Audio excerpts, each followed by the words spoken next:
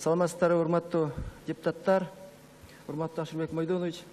Өзүңүздөр билесиздер, 19-20 февралда Дастанбек Арсыбекович менен жана депутаттар болуп, көл өрөөнүндө иш сапары менен барып келдик.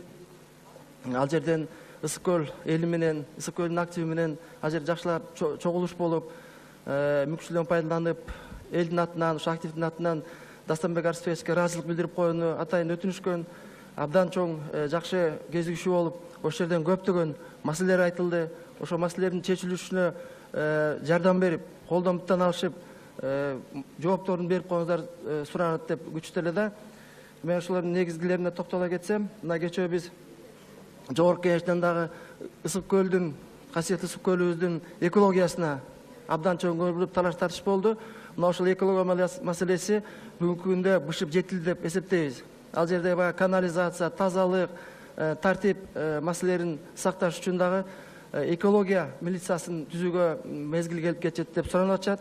Ушул маселеге абдан жакшы көңүл буруп, аткаруу бийлиги менен жергиликтүү бийликте Жогорку Кеңештен бир чечим кабыл алып, экологиялык милицияны түзүүгө жардам берип койсоңуздарды суранып өтүнүп атышат. Жогоруда Максат Эсенов айтып кетти. Жетөгүз айылындагы Жетөгүз курортундагы 112 гектар жердин маселеси канча жылдан бери чечилбей ушул маселе болуп келатат. Жергиликтүү тургандар акыркы убактардан бери дайыма байма-бай ушул боюнча маселени козгоп келишет. Кийинки маселе Кызыл Суу айылындагы бала бакча маселеси. Биз эми бала бакча курабыз, куруш керек, каражат издеп атабыз. Ал жерде Союз убагында курулган жакшынакай бала бакча бар.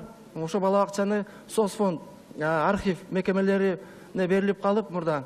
Ошолорду эмгиче которулбай, бала бакча маселеси бир Иглеген райондун борборунда чечилбей турат. Ушул маселеге дагы көңүңүздөрдү буруп койсоңуздар.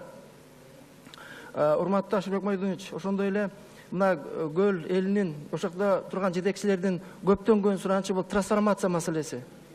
Трансформация маселесин дагы мыйзам чегинде карап, берилген документтердин баарын бир сыйра караштырып, ошолорго мыйзам чегинде бул ишке ашат, жашпайт деп жооп берип койсоңуздар жакшы болот эле да.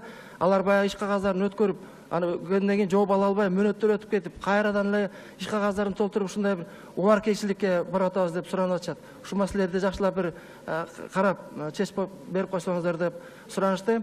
Андан тышкары дагы көптөгөн кайрылуулар болуп, кайрылууларды кагаз жүзүндө дагы Жогорку Кеңештин биздин төрагабызга берди. Мен ойлойм, ушул маселелердин баары чогулап чечип, көл элине дагы бир жакшы бир иштер аткарылат деп. Рахмат силерге.